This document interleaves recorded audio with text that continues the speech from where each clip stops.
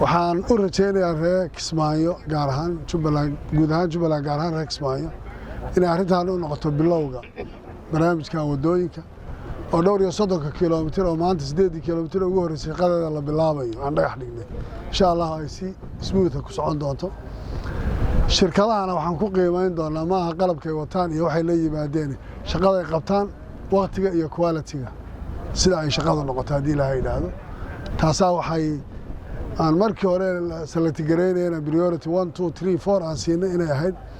cidda hawshan ku guuleysanaysa waa inay cid wax qaban karta ee laga daayo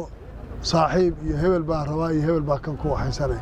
tan shaqada bilowdayna inta dambe waxay ku qiimeysnaan doontaa midaan waxa ay ka qabato iyo shaqadeedu soo noqoto haday shaqo fiican qabato bilowga ay waxaysanto